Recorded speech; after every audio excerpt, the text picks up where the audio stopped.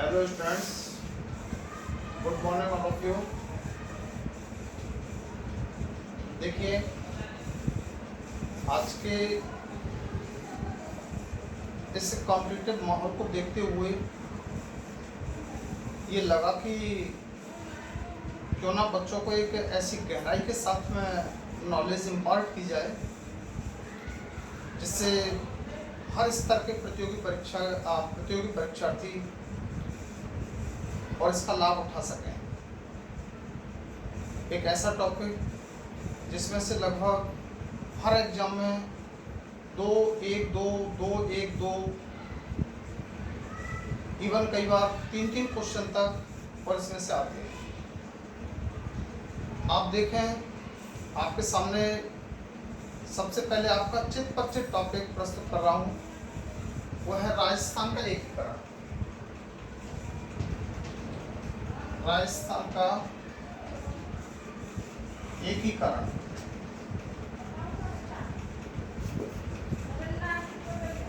आपको थोड़ा सा ऐतिहासिक संदर्भ में इतना पता हो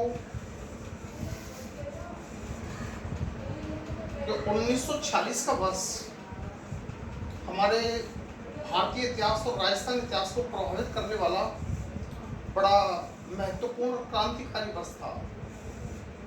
चूँकि मार्च 1946 में कैबिनेट प्लान आया और उस कैबिनेट प्लान के तहत ये लगभग क्लियर हो गया था कि अब देश आज़ाद होगा, और देश जब आज़ाद होगा तो उसकी एक प्रोसेसिंग, उसकी एक भूमिका भी लगभग तैयार होना शुरू हो गई थी।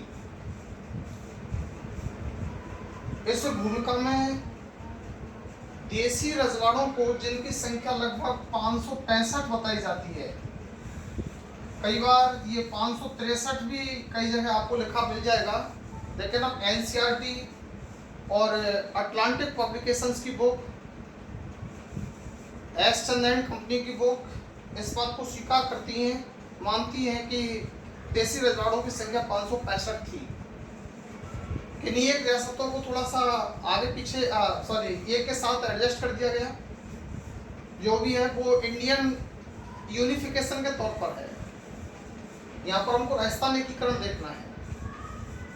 तो राजस्थान एकीकरण के दौर में जब ये चीज़ क्लियर हुई कि देश अब आज़ाद होगा और आज़ादी के बाद में फिर देसी रियासतों का कैरियर खत्म हो जाएगा, तो ऐसी स्थिति में राजस्थान के रूलर्स ने, यहाँ के देसी रजवाड़ों ने इस बात पर फोकस करना शुरू किया कि अगर एकीकरण हुआ तो भारतीय संघ में मिलेंगे या पाकिस्तान संघ में मिलेंगे। ऐसी स्थिति में हमारी संप्रभुता जो हजारों वर्ष से चली आ रही है, उसका क्या होगा? तो उसको लेकर के राजपूताने की रियासतों में धीरे धीरे एक सोगवाहट शुरू हुई। ऐसा माना जाता है कि सबसे पहले कोटा महाराव भीम सिंह ये प्रयास प्रारंभ किए थे, लेकिन लगभग 25-26 नवंबर 1946 को ये भी कहा जाता है कि जून 25-26 जून 1946 को, और मेवाड़ के महाराणा भोपाल सिंह ने इस बात के लिए प्रयास किए कि उदयपुर प्लस गुजरात प्लस मालवा, इन रियासतों के शासकों को मिलाकर एक अलग से संघ बनाया जाए और जिसका नाम दिया जाए राजस्थान यूनियन।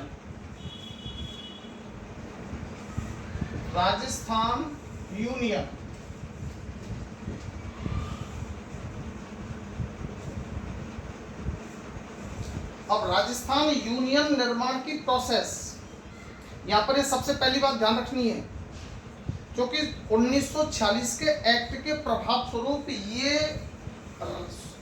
राजस्थान के शासक अपने आप लग रहे हैं कि कहीं उनका खुद का स्वतंत्र कैरियर खत्म ना हो जाए।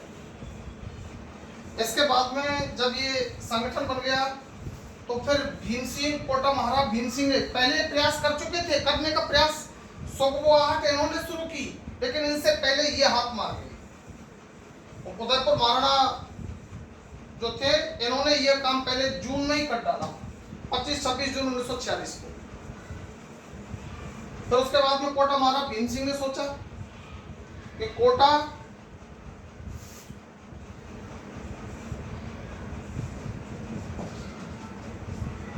प्लस बूंदी प्लस झालावाड़, इनको मिलाकर के एक नया संगठन बनाया जाए जिसका नाम होगा हाड़ौती संघ। तो ये दूसरे संगठन की बात हो गई, एक राजस्थान यूनियन, दूसरा हाड़ौती संघ।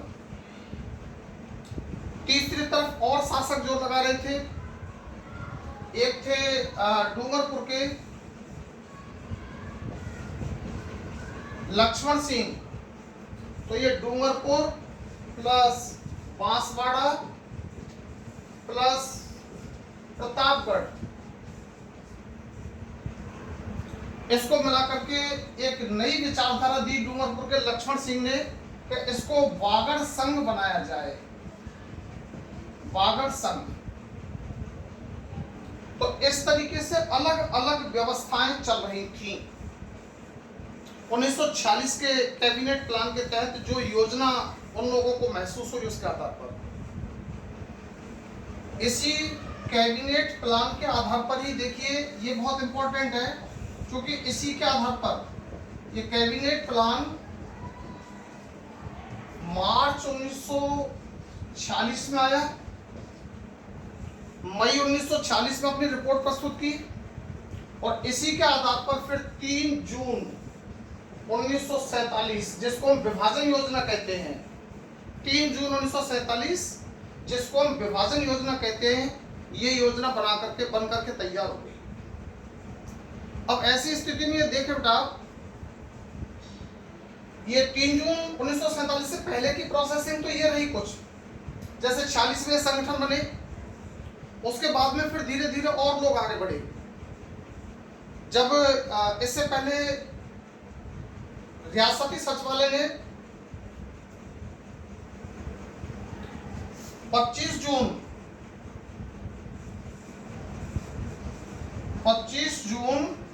1947 को एक संगठन एक संगठन का निर्माण किया। 5 जुलाई 1947 को, मैं गलत बोल गया बेटा, सॉरी, 5 जुलाई 1947 को एक संगठन का निर्माण किया गया जिसका नाम था रियासती सचिवालय। तो रियासती सचिवालय ने आदेश निकाला कि राजस्थान की 19 रियासतों में प्लस 3 ठिकानों और एक चीफ कमिश्नरी क्षेत्र में से केवल वो रियासतें अपना स्वतंत्र कैरियर रख सकती हैं जिनकी पॉपुलेशन 1 करोड़, जिनकी वार्षिक आमदनी 1 करोड़, जनसंख्या 10 लाख या से ऊपर हो, ऐसी रियासतें अपना स्वतंत्र कैरियर रख सकती थी। और इस व्यवस्था के अंदर केवल 4 रियासतें आती थी, उदयपुर, जयपुर, जोधपुर और बीकानेर। तो बाकी अन्य रियासतों का क्या हो? इधर एक साथ कॉम्प्लिकेटेड कंडीशन बनती है, और वो कॉम्प्लिकेटेड कंडीशन किस तरीके से बनती है? वो ये है कि कुछ रियासतें मोहम्मद अली जिन्ना के प्रभाव में आकर के पाकिस्तान यूनियन में, पाकिस्तान संघ में सम्मिलित होना चाहती थी। अच्छा, यहां से आगे एक चीज और आती है, यहां से आगे जो चीज आती है सामने उसको देखें। ये कहा गया भारतीय स्वतंत्रता अधिनियम की धारा 8 में, भारतीय स्वतंत्रता अधिनियम की धारा 8 में यह कहा गया कि देशी रियासतें चाहे तो भारतीय संघ में मिल जाएं या पाकिस्तान संघ में मिल जाएं अथवा अपना स्वतंत्र कैरियर बनाकर रह सकती हैं। तो जो देश को आजादी का जो प्रारूप मिला वो बड़ा विखंडित स्थिति में देश को आजाद करने का प्रयास भारतीय नेताओं को सुपुर्द किया गया। ये सबसे इंपॉर्टेंट कैरेक्टर और ये ध्यान रखना, भारतीय स्वतंत्रता अधिनियम 1947 जो 4 जुलाई 1947 को ब्रिटिश पार्लियामेंट में प्रस्तुत किया गया और 18 जुलाई 1947 को उसको ब्रिटिश पार्लियामेंट और ब्रिटिश सम्राट ने सिग्नेचर करके आगे फॉरवर्ड किया। ऐसी स्थिति में भारतीय देशी रियासती सचिवालय जिसकी स्थापना 5 जुलाई 1947 को हुई थी ये, और उधर से पाकिस्तान के मोहम्मद अली जिन्ना, ये प्रयास कर रहे थे निरंतर कि रियासतों को अपने अपने खेमे में अपने अपने गुट में लिया जाए। अब इस गुटबंदी के लिए जैसे भोपाल का नवाब था, भोपाल का नवाब ये जिन्ना का फास्ट फ्रेंड था और इसे भोपाल के नवाब के प्रभाव में आकर के जोधपुर महाराज हनुमंत सिंह, जोधपुर महाराज हनुमंत सिंह और धौलपुर महाराज उदयवान सिंह अर्थात जोधपुर और उदयपुर, इन दोनों रियासतों ने जिन्ना के साथ में कमिटमेंट करने का प्रयास किया। जिन्ना ने इसके लिए ऑफर भी किया जोधपुर महाराज को, और जोधपुर महाराज से जो ऑफर किया उसमें क्या क्या बातें कही गई। जिन्ना ने हनुमंत सिंह को कहा कि यदि आप पाकिस्तान संघ में सम्मिलित हो जाते हैं, पाकिस्तान संघ में सम्मिलित हो जाते हैं तो आपको कराची बंदरगाह की पूरी जो कराची बंदरगाह की रियायतें हैं या कराची बंदरगाह पर अधिकार पूरी तरह से आपका होगा। तो कराची बंदरगाह पर अधिकार होने का मतलब था जोधपुर सम्राट की या हनुमंत सिंह की आर्थिक समृद्धि और स्वतंत्र रूप से अंतरराष्ट्रीय स्तर पर अलग अपना व्यापार चलाने का अधिकार मिलना। दूसरी तरफ उनके दूसरा एक ऑप्शन था कि जोधपुर राज्य को स्वतंत्र रूप से हथियार आयात करने का अधिकार होगा, अस्त्र शस्त्र आयात कर सकता है जोधपुर रियासत। तीसरी जो शर्त थी, जोधपुर सिंध रेलवे पर, जोधपुर टू सिंध जो रेलवे का क्षेत्र है इस पर जोधपुर राज्य का अधिकार होगा। और चौथी शर्त थी, जोधपुर राज्य के अकालग्रस्त जिलों को, जोधपुर राज्य के अकालग्रस्त जिलों को अनाज देने की गारंटी पाकिस्तान सरकार की होगी। इन विभिन्न प्रकार के प्रलोभनों में आकर के जोधपुर महाराज ने, और जोधपुर महाराज के परम मित्र थे धौलपुर महाराज, इन्होंने पाकिस्तान में मिलने की घोषणा कर दी। लेकिन उसी समय रियासती सचिवालय के चीफ सरदार पटेल और सेक्रेटरी बीपी मेनन ने हनुमंत सिंह से बात की, हनुमंत सिंह को समझाया और भोपाल के नवाब को इस मैटर से डिस्कनेक्ट कर दिया।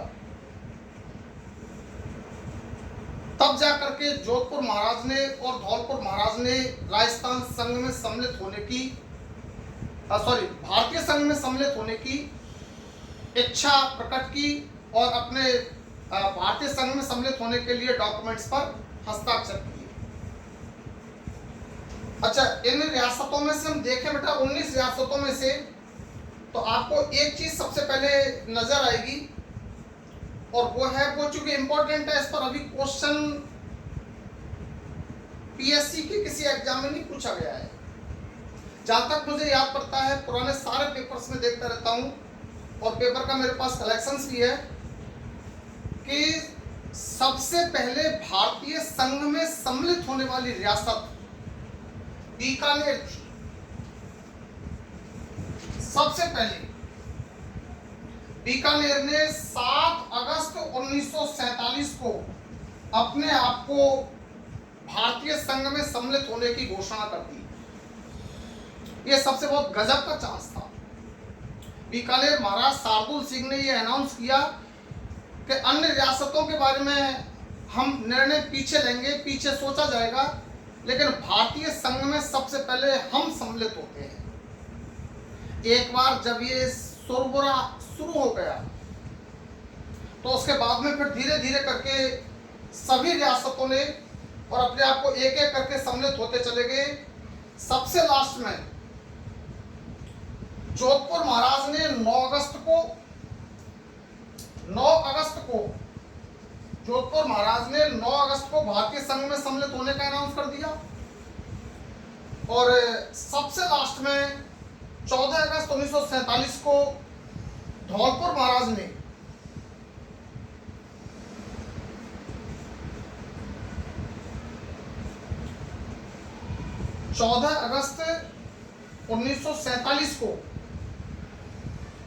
धौलपुर महाराज ने भी और भारतीय संघ में सम्मिलित होने की अनुमति दे दी।